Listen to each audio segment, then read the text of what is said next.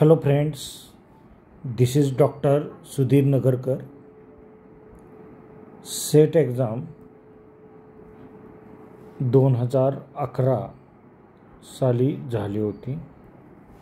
त्यातील पेपर 1 जो आहे प्रश्नपत्रिका 1 मध्ये ए सेट जो आहे नोव्हेंबर 2011ला सेट परीक्षा झालेली आहे पहा.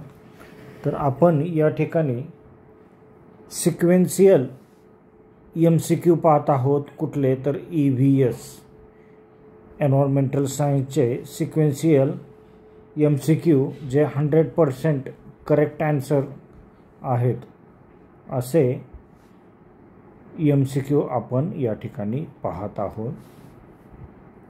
तर चला आपण MCQ पाहूया. Question number 49, geothermal energy is असा प्रश्न आहे 49 नंबरचा. भूऔष्णिक ऊर्जा म्हणजे काय? तर ए ऑप्शन आहे भूजलांपासून निर्मित ऊर्जा, बी ऑप्शन पृथ्वीच्या कवचातील उष्णतेपासून निर्मित ऊर्जा, सी ऑप्शन आहे सागरपृष्ठाखालून वाहणाऱ्या सागरी प्रवाहापासून मिळणारी ऊर्जा, आणि डी ऑप्शन आहे कोळशापासून मिळणारी ऊर्जा. आता हे पहा, ए ऑप्शन जो आहे भूजलापासून निर्मित ऊर्जा म्हणजे काय तर भुयारी पाण्यातून मिळणारी ऊर्जा, energy derived from underground water. तर हा पर्याय चुकीचा आहे. आता कशामुळे चुकीचा आहे? कारण उष्मायान ऊर्जा म्हणजे जिओथर्मल एनर्जी पाण्यापासून नव्हे तर पृथ्वीच्या आतील उष्णतेमुळे तयार होते.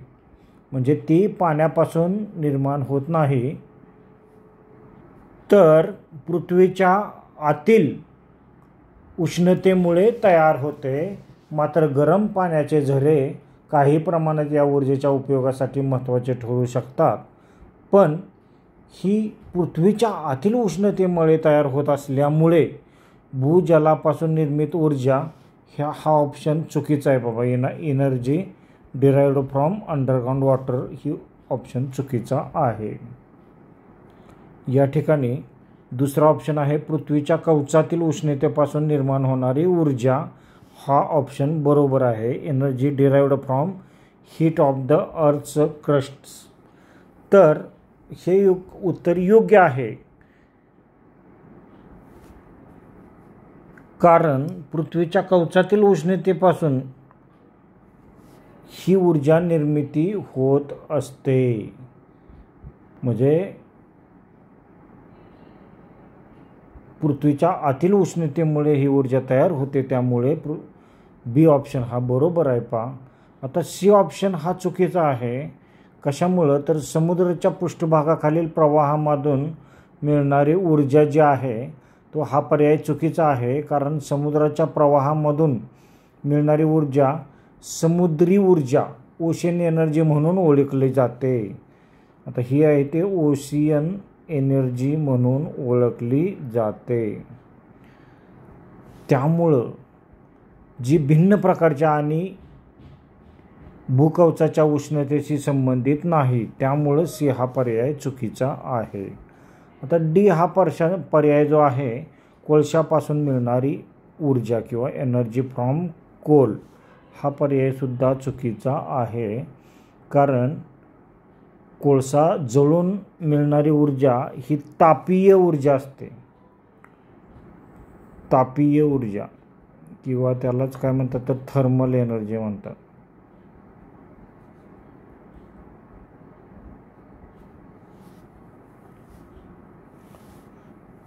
थर्मल एनर्जी म्हणून ओळखली जाते आणि ती नवीकरणीय म्हणजे रिन्युएबल नाही, तर जीवाश्म इंधनावर आधारित आहे. म्हणजे फॉसाईल फ्युएलवर ती आधारित आहे. त्यामुळं डी हा पर्याय चुकीचा आहे. तर याचं करेक्ट उत्तर आहे पृथ्वीच्या कवचातील उष्णतेपासून निर्मित झालेली ऊर्जा. बी हा ऑप्शन या ठिकाणी बरोबर आहे. तर बी हा option energy derived from the heat of the earth crust म्हणजे काय तर उष्मायान ऊर्जा किंवा जिओथर्मल एनर्जी ही पृथ्वीच्या अंतर्भागातील उष्णतेतून मिळणारी नवीकरणीय ऊर्जा आहे, म्हणजे रिन्युएबल एनर्जी आहे. ही कसली आहे तर रिन्युएबल एनर्जी आहे. तर पृथ्वीच्या केंद्रभागात कोर असलेल्या उच्च तापमानामुळे भूगर्भातील खडक आणि द्रव्ये गरम होतात. या उष्णतेमुळे तयार होणाऱ्या वाफेचा आणि गरम पाण्याचा उपयोग विजेच्या निर्मितीसाठी आणि थेट तापसाठी केला जातो. त्यामुळं भूउष्मायन ऊर्जेचा उपयोग प्रामुख्याने खालील प्रकारे केला जातो. जसे की वीज निर्मितीसाठी याचा उपयोग केला जातो, थेट तापमान नियंत्रण ठेवण्यासाठी याचा उपयोग केला जातो, तसेच औद्योगिक व कृषीय उपयोग केला जातो. म्हणजे भूउष्मायन ऊर्जा ही स्वच्छ, टिकाऊ आणि पर्यावरणपूरक ऊर्जेचा स्रोत आहे, कारण ती कार्बन उत्सर्जन अत्यंत कमी करते आणि सातत्याने उपलब्ध असते. त्यामुळं पृथ्वीच्या कवचातील उष्णतेची निर्मिती ऊर्जा ही भूऔष्णिक ऊर्जा म्हणून ओळखली जाते. Question number 50. This wild mammal became extinct from India around the mid century. म्हणजे काय तर प्रश्न क्रमांक 50. टिंबटिंब हा वन्य प्राणी 20व्या शतकाच्या मध्यात भारतातून नामशेष झालेला आहे. आता या ठिकाणी कोणता प्राणी नामशेष झालेला आहे तर गंगेतील डॉल्फिन झाला आहे का, महाकाय पांडा झाला, किंवा 2 शिंगी भारतीय गेंडा का चित्ता, ही प्राण्यांची नावे या ठिकाणी दिलेली आहेत. या प्रश्नातील पहिला जो ऑप्शन आहे गंगेतील डॉल्फिन, याचं स्पष्टीकरण आपण पाहूया की ही जी प्रजाती अजूनही भारतात अस्तित्वात आहे, गंगेतील डॉल्फिन ही भारतात अस्तित्वात आहे, जरी ती संकटग्रस्त म्हणून घोषित केली गेली आहे, म्हणजे एंडंजर्ड म्हणून घोषित केली आहे, संकटग्रस्त म्हणून घोषित केलेली आहे, मात्र ती नामशेष झालेली नाही, अजून भारतात अस्तित्वात आहे. त्यामुळं हे उत्तर चुकीचं आहे. आता जायंट पांडा किंवा महाकाय पांडा हे सुद्धा उत्तर चुकीचं आहे, कारण जायंट पांडा भारतात आढळत नाही, मात्र तो मुख्यतः चीनमध्ये आढळतो. त्यामुळं हा पर्याय चुकीचा आहे. हा भारतात आढळतच नाही, तर त्यामुळे हा पर्याय चुकीचा आहे. आता सी हा ऑप्शन काय आहे, भारतीय 2 शिंगांचा गेंडा किंवा इंडियन 2 हॉर्नड रिनो असं याला म्हटलं जातं. तर हा भारतात 2 शिंगाचा गेंडा आढळत नाही, कारण भारतात एकाच शिंग असलेला भारतीय गेंडा इंडियन रिनोकॉर्न्स म्हणजेच गंगेय गेंडा अस्तित्वात आहे, आणि तो मुख्यतः आसाम व नेपाळ या जंगलांमध्ये आढळतो. त्यामुळं हे उत्तर या ठिकाणी चुकीचं आहे. आता उत्तर कोणतं बरोबर आहे, राहिलेलं जे आहे ते चिता, हे उत्तर बरोबर आहे. आता चिता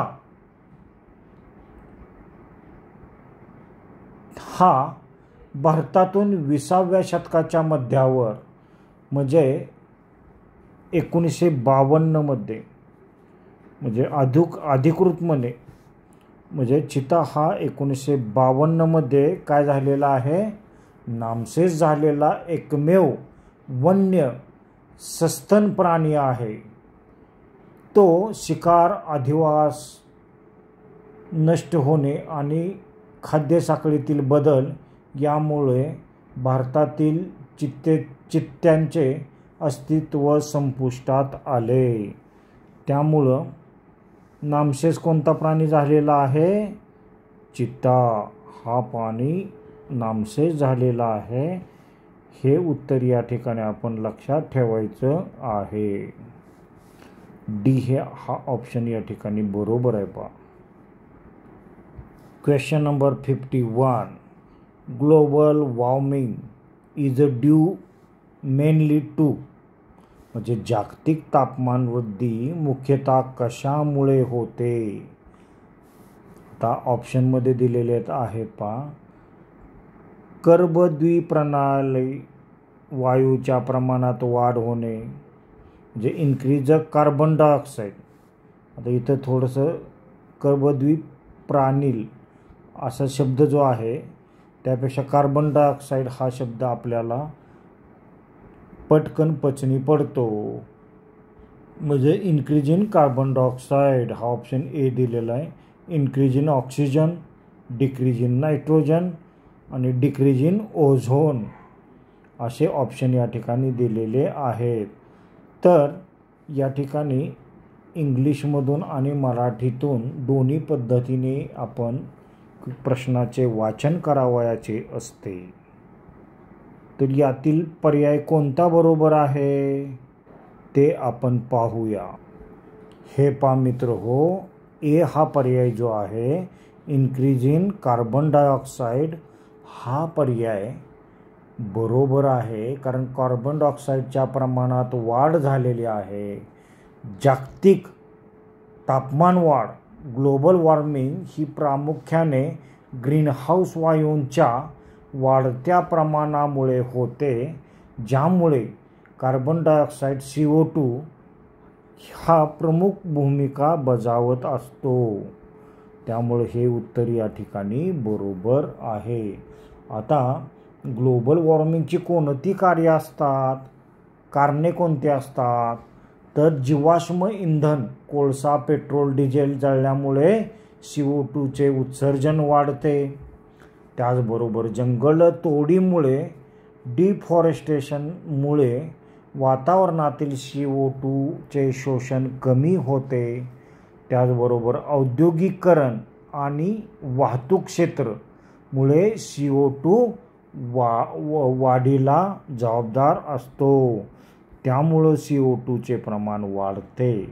असे असल्यामुळे जागतिक तापमान वृद्धी मुख्यतः कशामुळे होते या प्रश्नाचं उत्तर आहे इन्क्रीज इन कार्बन डायऑक्साईड किंवा कार्बन डायऑक्साईड वायूच्या प्रमाणात वाढ होते. हे ऑप्शन बरोबर आहे. आता बी हा ऑप्शन का चुकीचा आहे आपण पाहणार आहोत. तर बी हा ऑप्शन जो दिलेला आहे ऑक्सिजनच्या प्रमाणात वाढ किंवा प्राणवायूच्या प्रमाणात वाढ असा या ठिकाणी लिहिलेला आहे पहा.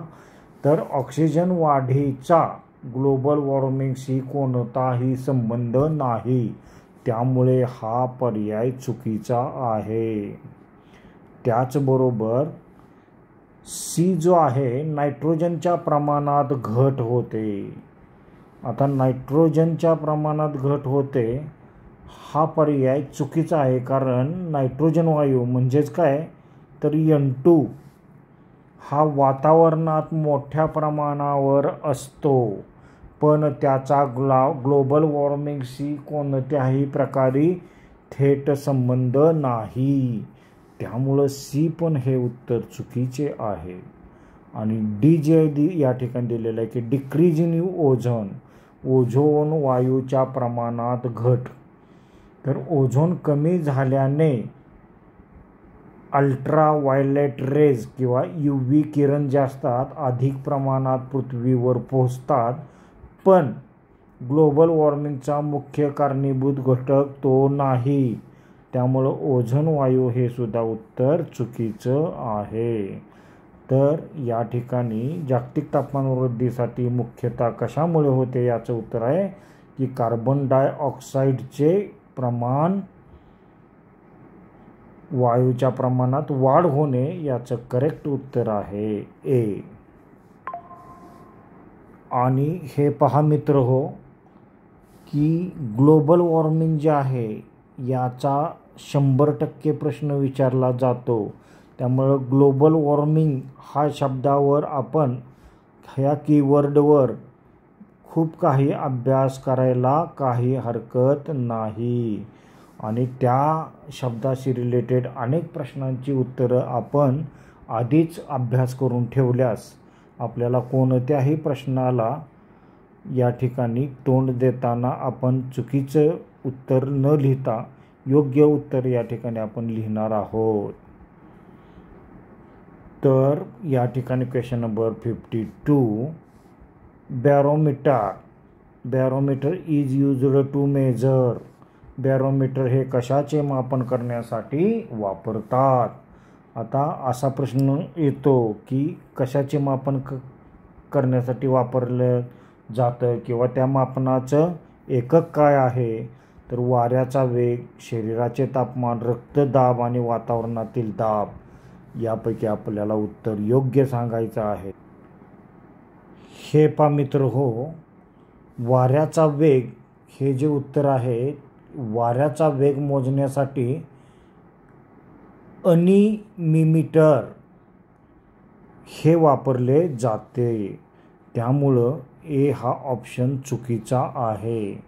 काय वापरलं जातं? ANEMOMETER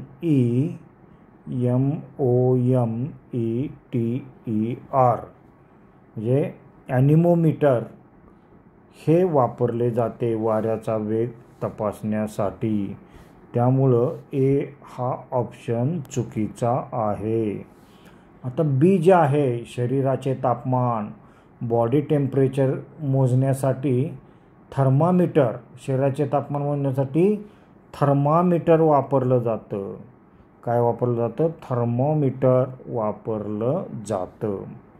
आता ब्लड प्रेशर हे मोजण्यासाठी स्पिग्मोमॅनोमीटर हे वापरलं जातं.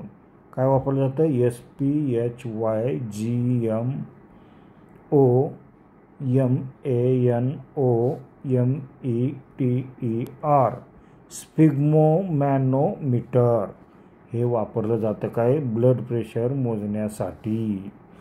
तर ॲटमॉस्फिअरिक प्रेशर मोजण्यासाठी काय वापरलं जातं?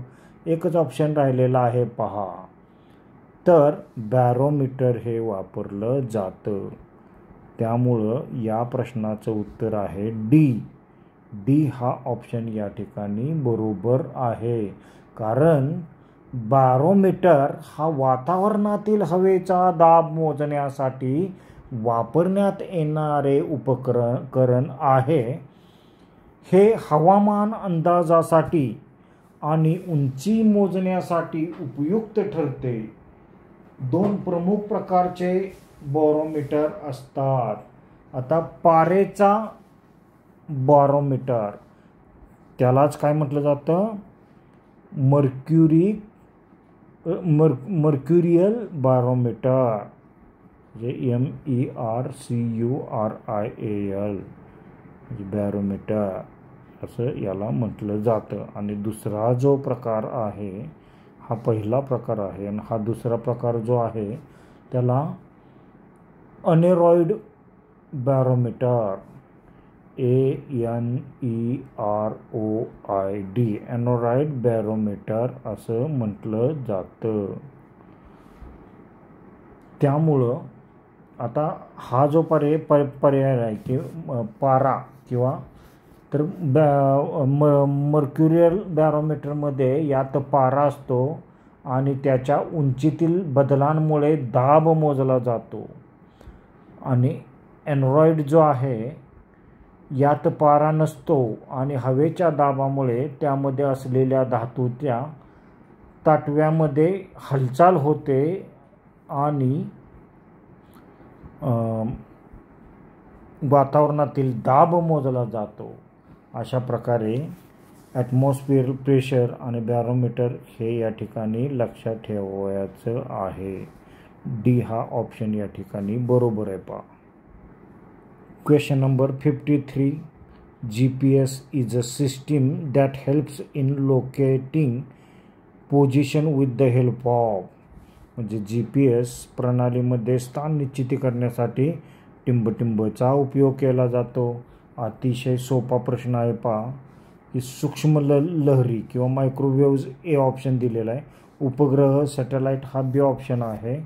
पॉलिसी गुप्तवार्ता किंवा पोलीस इंटेलिजन्स हा सी ऑप्शन आहे. आणि बिनतारी संदेश वायरलेस कम्युनिकेशन हा डी ऑप्शन या ठिकाणी दिलेला आहे.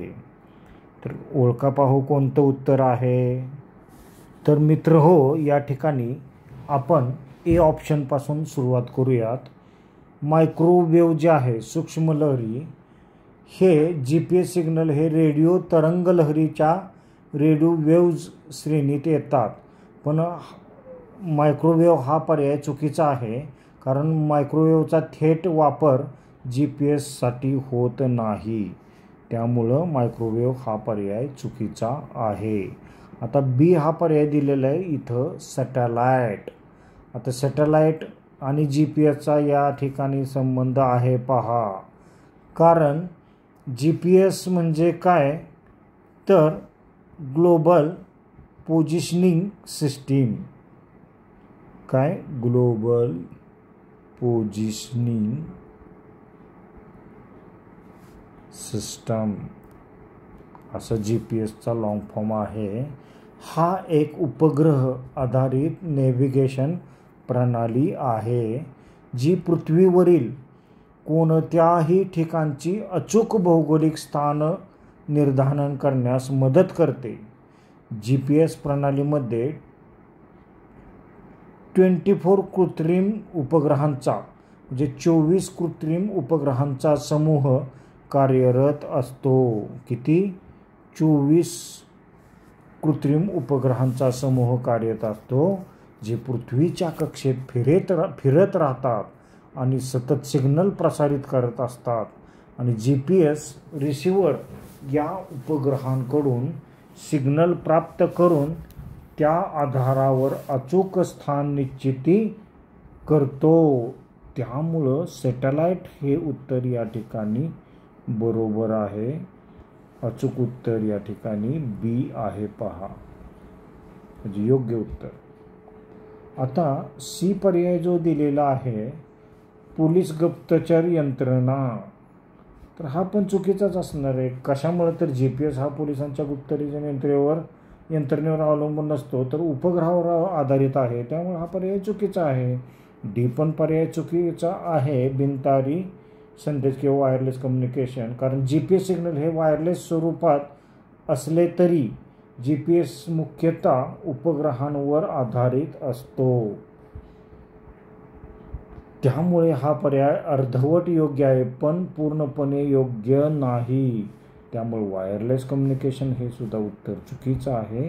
सॅटेलाईट आणि GPSचं कोरिलेशन आहे, त्यामुळं GPS आणि सॅटेलाईट हे उत्तर या ठिकाणी बरोबर आहे. प्रश्न अतिशय सुंदर आहे पहा. हा तर जनरल नॉलेजचाच प्रश्न वाटतोय. Question number 54. The proposed POSCO steel plant is going to be located in. प्रस्तावित पॉस्को पोलाद प्रकल्प कोणत्या राज्यात उभारला जाणार आहे, असा प्रश्न या ठिकाणी दिलेला आहे पहा. तर या ठिकाणी ABCD ऑप्शन दिलेले आहेत. ए झारखंड, छत्तीसगड, ओडिसा आणि वेस्ट बेंगॉल किंवा पश्चिम बंगाल.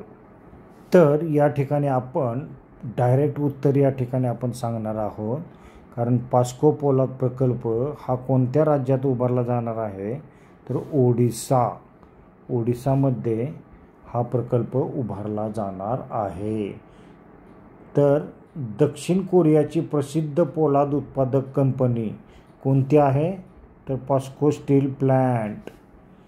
किंवा पॉस्को म्हणजे काय, तर पोहंग आयर्न अँड स्टील कंपनी हिने भारतात मोठ्या प्रमाणावर गुंतवणूक करण्याचा निर्णय घेतलेला होता. प्रस्तावित पॉस्को स्टील प्रकल्प ओडिसा राज्यातील जाजपूर जिल्ह्यातील जगतसिंगपूर येथे उभारला जाणार होता. मात्र हा प्रकल्प भारतातील सर्वात मोठ्या थेट विदेशी गुंतवणुकीपैकी FDI एक मानला जात होता. मात्र स्थानिक शेतकरी आणि पर्यावरणवादी संघटनेच्या विरोधामुळे हा प्रकल्प पूर्णतः राबवला गेला नाही. मात्र ओडिशा राज्यातील जाजपूर जिल्ह्यातील जगतसिंगपूर या ठिकाणी हा प्रकल्प उभारला जाणार आहे. त्यामुळं याचं उत्तर आहे ओडिसा. तर या ठिकाणी अशा प्रकारे आपण EVSचे 5 MCQ पाहिलेले आहेत. आणि एक लक्षात घ्या की वर्तमान काळातील भूतकाळातील प्रिव्हियस इयर क्वेश्चन पेपरचा अभ्यास आपण करावयाचा आहे. त्यावेळेला आपल्याला भविष्यामध्ये कोणत्या प्रकारचे प्रश्न येऊ शकतात हे समजतं. त्यामुळे हे प्रश्न आणि उत्तर दोन्हींचा पण याचा अभ्यास करायचा आहे. 100% उत्तरे बरोबर असणारेच आपण प्रश्न या ठिकाणी सोडवलेले आहेत. तर याचा चांगला अभ्यास करा. Wish you all the best. Thank you.